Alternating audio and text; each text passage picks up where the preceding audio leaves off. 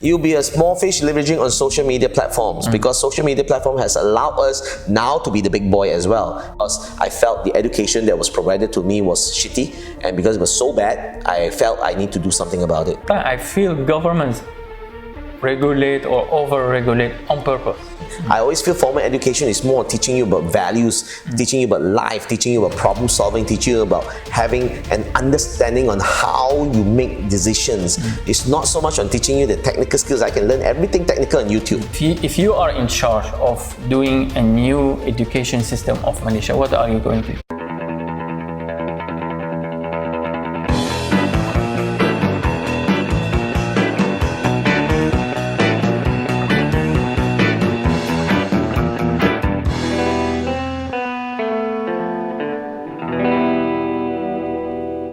Hello everyone and welcome to Startup Zone Talk. Today I'm here with very interesting guest.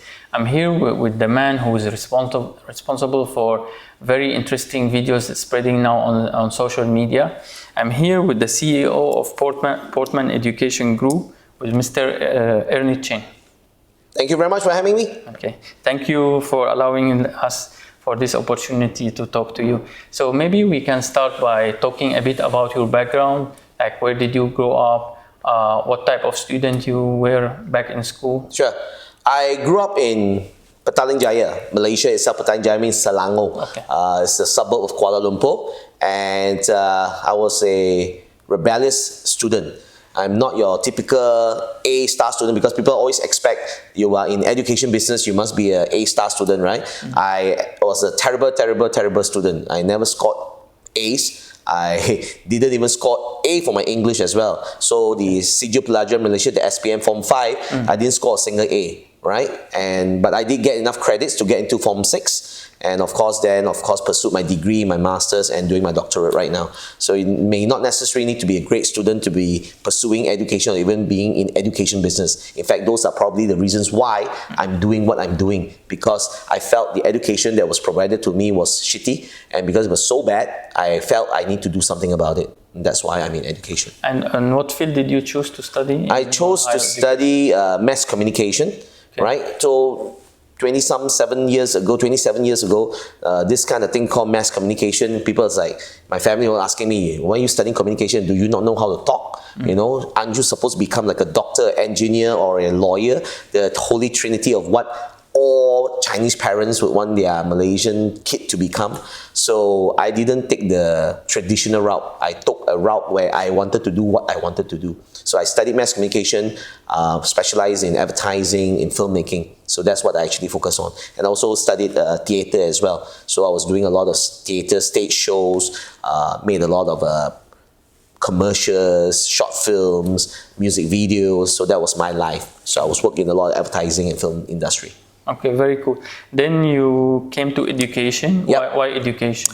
As I mentioned just now, I felt Malaysia has got terrible education system. Okay. We fail people before they even are allowed to try to become something out of that thing. I'm a firm believer, you must allow people to go for what they really want to go for. You do not limit them just because they do not have a physics A, they are not allowed to become an engineer. You literally killed their dream before they could even pursue their dream. Right? I suck in Form 5 for my physics does not mean I'm going to suck in physics when I'm in university. I did not get any A's here, but the moment I started studying mass communication, I started scoring A's. So the system failed me. I didn't fail the system. So when I went to America and studied, the system was the right system for me because we are all built differently. We are all meant to do different things. I believe every one of us here can do very well. Every single Malaysian, every single individual can do very well. The problem is when you put a system that is meant for everybody to learn the same way, function the same way, how you expect me to succeed in Malaysia? So I believe the education system is to design for each individual to excel on their own. Meaning to say that do not have all this accreditation to what it needs to be to follow your system. You need people to be able to be innovative in their own way because the world has become so uniquely individualized. It's not about us becoming the mold that you want us to become, where the governments want to train you to work for them and forever to listen to them. That's not how it's supposed to be. I think because, when they start the education system, they started They started it around maybe the Industrial Revolution. So actually, they needed to produce factory workers. Yeah, we are no longer in that era. So we are in now knowledge economy. we are in the creative era. We have AI now threatening many jobs. You know, they said maybe in 15 years, 50% of the jobs exist today is going to be abolished. So, but I agree with what you say. The whole education system, I think, need to be redesigned. It's not anymore about memorizing, I think, and this is what I think they're still doing that in Malaysia. There's still about memorizing. Yeah, because why? If you have all these accreditation bodies, it's all about fulfilling specific criteria as what they call standards. What is real standards? You talk to Steve Jobs and tell him that's a standard. Every single day it changes. Why it changes? It changes to the market needs and demand. Yeah. You cannot be having a standard that is accredited for a 2-year period, because by the time you finish that 2-year period, the date is already outdated.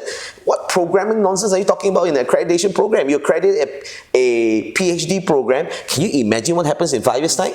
Yeah. Because it's not the old story anymore. Now everything changes very fast. Very fast. It's no longer what it used to be. So why accreditation and all these things doesn't work? It doesn't work because everything is changing very quickly, very fast. So to me, it's bullshit. Yeah. I think since we talk about education, that will bring me to one of your very interesting video. Actually, that I think that video made me decide I want to meet you. Sure. And I want to interview you and let my audience also to know more about you. So you have made a few videos. The most interesting one for me is your message to the Minister of Education. And now we're talking about education. So I think you mentioned 3 points. Can you maybe sure. my audience? The first point I made was that making sure that we are not having PTPTN shortchanging the students. Why? PTPTN is a loan that the students need to study. You don't need rocket science to tell you right now. People keep asking, where are the Malaysian students? Malaysian students cannot afford to study. It's as simple as that. And you do not have enough placement in the public universities and public sector. You got to allow the private sector to serve them. But the private sectors cannot serve them because they cannot afford to study. And we're not even charging a lot. So you are not penalizing those who've defaulted on the loan repayment, which is billions of dollars, but you are penalizing the future of Malaysians. And that's wrong. So PTPTN is this government loan for the students to study. You must allow that for them to spend a bit more time in education to learn the fundamentals of life. Because a lot of young students going out to the market have no freaking idea what the hell is happening. They need that little 2-3 more years to fix that whole entire values, the fundamentals, so that they can be developed and groomed to become better. So that's the first point I raised. Okay, since you mentioned this, because I studied in Malaysia, so I came to study in 2005. Sure. I graduated officially in 2009. So I studied in one of the private colleges, which from the time when I came to it until today, it grew massively. I'm not going to mention the name, but Sure. my point is, when I studied at that time, it cost me roughly around, for the 3 years, Sure. around 45,000 Yep. ringgit. Then the other day I took a Grab. Then the Grab driver was a student of the same college. So I asked him how much it's costing you, because I know the price increase. So he told me the cost for his degree, which is same as my degree, is close to 100,000. So now we have more private education institutes, but why there's a huge jump I see in the cost, and I think that's one of the factors why the Malaysian student cannot afford to study. Yeah, I mean, 2 reasons. First and foremost, of course, it's called inflation, right? Inflation does increase the price. That's fair. Secondly, is because... But by 100% or more. Yeah, but you see, the second reason of why it's jumping so high. A college would have built their brand over the years. They've done a good job. They deserve to charge more. If you make a comparison to the fees of the local private institutions and the international ones, by far we're still very affordable. Actually, that's why I choose to come to there you go. study. So because of that reason, I don't think they are being unfair for charging a lot more. Because why? The expectation of the government of the institution is also a lot higher. They will require them to have this accreditation. They will require them to have this amount of space, these facilities, this research, so forth and so on. So the policies, again, are making the private institution needing to charge more. Okay. So are you saying now the education sector is over-regulated? Oh, definitely over-regulated, way over-regulated. You see why I say it's over-regulated? You can have a university from anywhere around the world who probably just have an office in a house and offering their online degree system that is purchased. You can buy the online degree from another country online for probably $2,000 US. Now, do they have accreditation? Yes, they do. Why? Because they have gone through the whole entire accreditation process of the program. And whether the students really study or don't study is besides the point. The objective is we are moving towards self-education, self-learning. You can no longer govern to make sure a person is going to learn or not. The person will learn if they want to learn. So if you continue with all these over-regulating processes and procedures, you're going to make people not wanting to go through the traditional way of education anymore. Why? I'm just go online and learn myself and do everything myself. No one needs to ever learn how to do broadcasting. Look at us here. Yeah. Do we need to go to a studio where they spend millions of dollars to be trained as a broadcaster? No longer. That's what I did in my school days. I learned to become a broadcaster. You know, we have a multiple camera MCP. Right now, you just put a camera, you use an online software, boom, two days later, content is out. My content is going out so quickly, not even having a camera. It's called a mobile phone. Yeah. Now, some movies or music videos, they just shoot it, let's say, on iPhone. Yes, because give amazing results. the resolution on the phone itself can go up to 8K. They don't even need a camera anymore. I'm a movie producer as well. I shoot with big cameras that used to shoot 4K. A phone, an iPhone itself can be 8K quality resolution. Why do you need all these things? The things are changing so fast.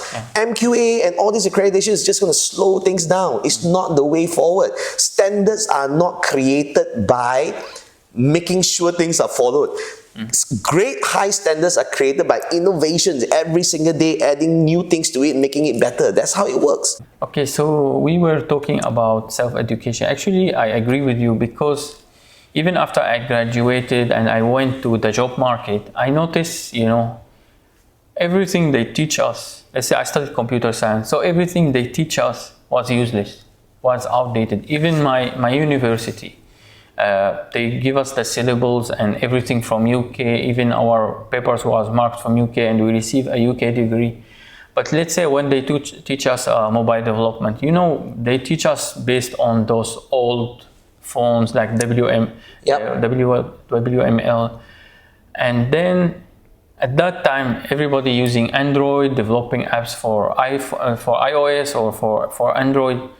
So we had to learn almost everything again by ourselves. And with the internet, with all these resources available online, like now you can put on YouTube how to anything. Yeah, you can learn everything on YouTube. Teach you. You don't need to go to a formal class anymore. That's why people are not wanting to have formal education. I always feel formal education is more teaching you about values, teaching you about life, teaching you about problem solving, teaching you about having an understanding on how you make decisions. It's not so much on teaching you the technical skills. I can learn everything technical on YouTube. There is one advantage, also the connections. Sure. Because in many cases, maybe your classmate will be your colleagues in the future, or they can Business get you partners, a job, or business partners, a client. Networking is all built in school, it's all the relationships building. That's what you actually do there. Okay. If you are in charge of doing a new education system of Malaysia, what are you going to do? Very simple. Allow the whole entire market to decide what they want to learn. First thing is ask the market, how do you want to be governed? Right? Talk to the business owners of institution. How do you want to be governed? If they say they want to be governed this way, let it be. Talk to the people. What do you really want to be accredited and certified for?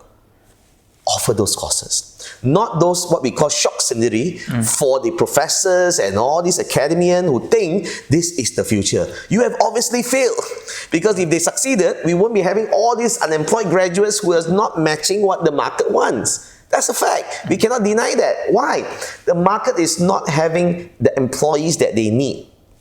The employees is not having the jobs that they were trained for. Yeah. Whose fault is that? And this phenomena is not only in Malaysia. That's why many companies come with their own training program. That's why you have Microsoft certified, you have Cisco certified, because they know the university or the education system, the people they produce is not going to work for them. So they have to take this responsibility. Yes. If not, they cannot be able to grow their business, because they need humans to be growing their businesses. So if you ask me, the way forward for education is, it has nothing to do with technical skills. It must have everything to do with life skills, human relation skills, communication skills. Everything that teaches you about the soft skills, that's what you need to be trained on. Then after that, every individual will be defined by themselves what technical skills that they want to learn. If I want to become an engineer, I would then go and take up engineering courses, not a 4-year degree engineering courses, but specific modules that will require me to do specific things that I'm interested in. No point studying general civil engineering. Go into technically what you want to do along your path after you learn life skills. Because why? We become better engineers when we're able to sit down and converse with people. We become better computer science engineer graduates when we can talk and communicate with people. Not because I can write the next best program. Okay, cool. And now you're preparing for another video to the Minister of Finance. Finance, yeah. So what are your tips to the Minister of Finance? Oh, I did some homework and research. The Minister of Finance for the first time actually went and spoke to 12 focus groups. And in his speech text, he met with the Ministry of Energy, Science and Technology. He met with the Deputy Prime Minister and their focus group for the women and everything. It's actually going back to their shared prosperity team that they launched last year. But are the people really feeling the shared prosperity? I don't think so. I think they know better that the people don't feel the shared prosperity. It's still prospering selected individuals or selecting groups of people only. So the problem right now is that how are they going to be able to fulfill everybody's needs? I always believe this, and my message to him was very simple, which is give a man a fish and you feed them a day. Teach the man how to fish, they'll fish for life. This is not said by me. This has been said for many, many years. But the problem is we still are not able to teach the man how to fish. Once you teach the man how to fish, you forget about how they go and fish. You leave it up to the market forces and they will find a way to fish.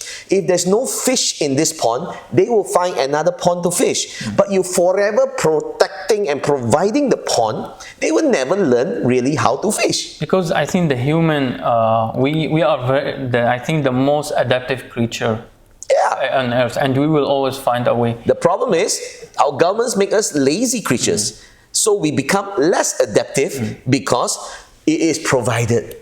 Because it's provided, we as human nature become less adaptive. Why they do that? Because I can control you. You will forever need me as a government. Listen to me, because I designed for you to forever vote me as a government and to be in control. Nobody will bite the hand that feed them. There you go. Because why? You forever give me something, I become more lazy, I don't have to do so much, therefore I vote you in. I become more luxurious in not having to do anything. Is that really what it is? So the most fundamental message I sent to the minister was very simple. Teach the people how to fish the correct way. Teach them the skills that they really need, that they can take care of themselves. This is not just for Malaysian government. This is a global epidemic. Why? Because we are not teaching the people how to take care of themselves. We are always teaching the people to rely on me as a government. But even with the new government, sometimes I see, okay, I'm a foreigner, so I'm not pro this side or that side, so I just talk as an observer. For example, I remember the Minister of Finance, he said that most of the states like Kelantan, and they are the biggest receiver from the federal government. Sure. And I think that's true. But in the same time, I went to Kota Baru. To me, I went to there like, the city is flat, you know. Sure. There is no high building, like everything 1 story, 2 stories. So I was kind of like, what can you do if I, let's say, decide to open my business there? What can I do? There is nothing left. You must believe one thing first though. We think that development is good for the state. Okay. It's not true. It's true to our mind and our perspective. Because this is where I was going. This is what we're thinking. But that's not what the people there want. Okay. You see, I learned this hard lesson also. When I went to... But sometimes what the people want is wrong. It doesn't matter. That's their choice. That's why they vote for the government. Okay. You see, we vote you to give us what we want. But okay, I'm talking from the perspective, if I'm the federal government. Sure. So this state is the biggest receiver for me. So I want them to depend on themselves and become someone who contributing to the economy. So for example, the East Coast Train. Actually, if you do that project, I think it will change the East Coast map, you know, because let's say if I'm a foreign investor, let's say if I'm Nike, I want to open a factory.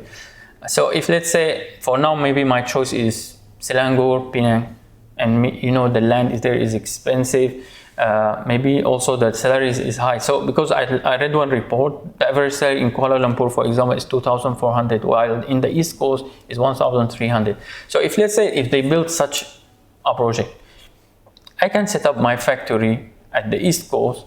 It will cost me less to buy the land or to rent the land. Yep. It will cost me less to hire people there. Yep. and that will boom that side economy. And then the Kelantan or the East Coast people, they don't have to travel to KL to find job here. That's your perspective as an entrepreneur. Yeah. From the locals over there, they'll say, you just came here and destroyed my land. But you know, this is life is changed. We cannot stay the same. You see, that's what I think too. I think the same also what you're thinking. But when I meet the locals over there, to them, what we have is beautiful. Just like Bhutan, for example, right? Are you telling Bhutan they are so way back, life is changing and things like that? Yeah. They'll tell you, Actually, because of us, you still have oxygen. Do you get what I'm saying? Progress doesn't mean good to everyone. Progress is only good for the people who think progress is good. But for me as a government, I look at the GDP, I look at the numbers. If this thing will increase. Are you saying Bhutan is a terrible government? The world worships Bhutan and thinks they are doing a great thing. And in fact, to a lot of people, Bhutan is having a fantastic progress. You are not progressive because you are pushing progress. I like to push. That's my point. Yeah. You see? So it's a matter of perspective.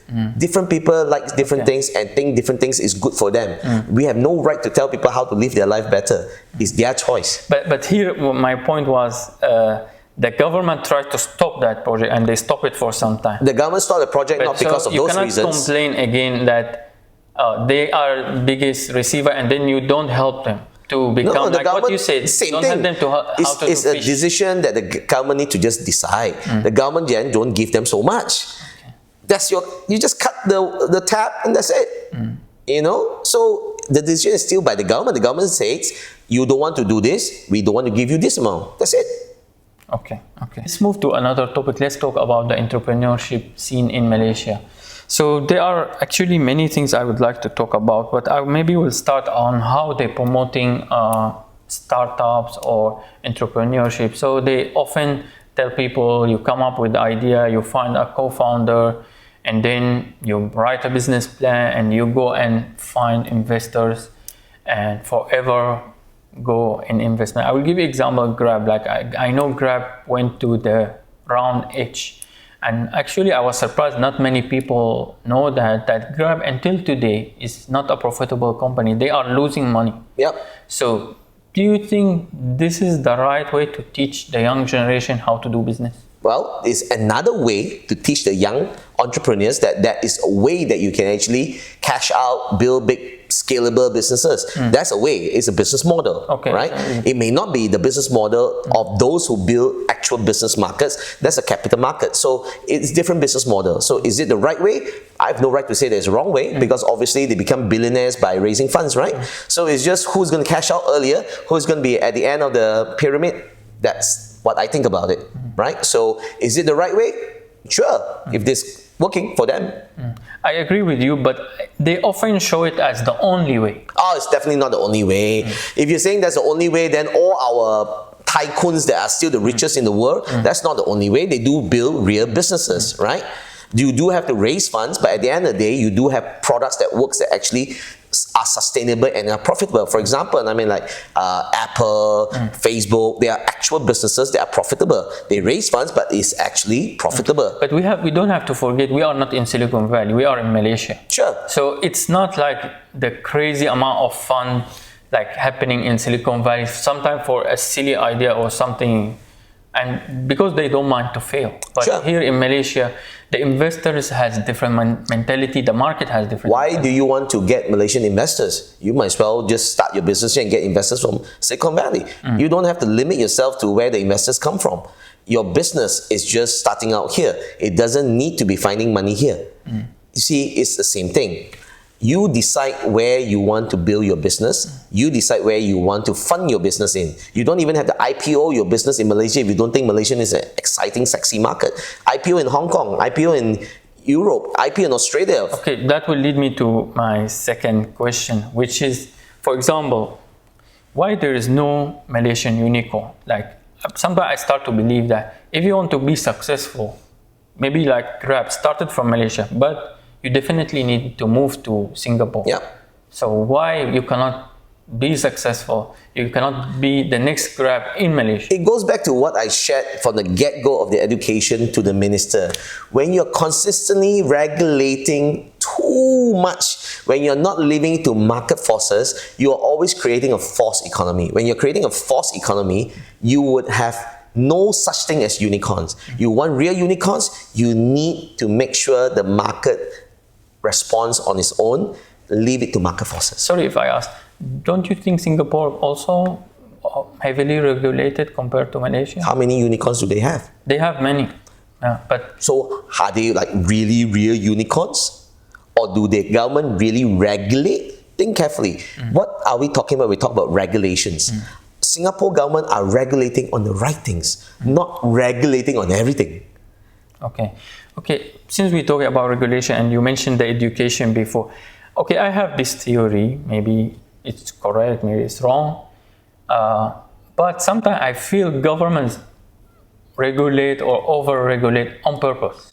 Yeah. Okay, you are, let's say your size of college is not like, some other big colleges. But in many cases, those big guys, let's say in fintech, I think it's similar to the education. Let's say if I want to start my e-wallet, I can actually, technically, I can do that in a week. Yeah. Okay. But the government will never, Bank Negara will never allow me. Because if you look of all the licenses given to e-wallets, you look at all of them, I can tell you 99% of them are big companies. Sure. They are spin-off Sure. of Axiata Sure. or AirAsia, Yep. all of them. Yeah. You cannot even find a single startup. So sometimes I feel these guys lobby to the government, make it difficult for the small guys or the startup to enter the market, and we keep controlling. You don't have to think, it's a fact. It's a fact. So Of you course agree it's a with fact. Definitely it's a fact. Why would the big boys want to let the small boy come in? So you want to be a small boy, you just have to be So very I think creative. that answers your question. The government will never be interested, whichever government in Malaysia, in US, in any country. Who is paying the taxpayers' money? Most. These big boys, right? It's the immediate income that they need. Who is the one that's funding their campaigns? Yeah. So for us as a startup or small fishes, what we should do? You'll be a small fish leveraging on social media platforms because social media platform has allowed us now to be the big boy as well. Because why? The world sees us and we no longer need to be going through the big boy channels of their media broadcast engine stations. Even the big boys media stations are suffering now. Why? Because it's being brutally bruised up by social media platforms. So we now, being the small fish, can now become the big fish in the bigger pond, right? In the big ocean itself. So I love social media, and that's how you actually found me as well. You see, the world has become so small because of social media platforms. Whoever does not leverage on social media platforms, they have no freaking idea. And what's the funny thing? The big boys are freaking scared shit of people like us. You know why? Because they don't understand how to use social media. They're just so comfortable with their mega engines. And the mega engines are no longer being watched and viewed and listened to by anyone. Today, content is king. If we have the content that speaks to the heart of the people, they will listen. And when they listen, and that's why my view went to 250,000 views. Just by a simple video. Yeah, great answer. So I will go to my last question. Now for, let's say, a teenager or somebody just graduated from school or college, what is like your number one advice to them? Number one advice for them is to make sure you screw up as much as you can. Right? Don't be afraid to fail. Because why? The whole freaking education system is to tell you the moment you fail, you suck. That's so wrong. You should be failing for the rest of your life and learn how to fail smaller amounts as you grow older. But you need to learn how to fail because you learn nothing when you succeed. You only learn when you fail. That's what I will tell you to do. As you grow, fail less. While you're young, you can afford to fail. And you must be okay to fail. And you will be okay to fail like me. Because when you fail so much over the years, you're not afraid about failing anymore. And I'm okay to fail for 20 years and I just hit one jackpot and hit my $1 billion mark. That's it. But it will make you stronger. You know how to deal with because stress. if you don't fail all this, you will never know how to make that $1 billion mark. I know I'm going to be a billionaire because why? I've made millions of failures.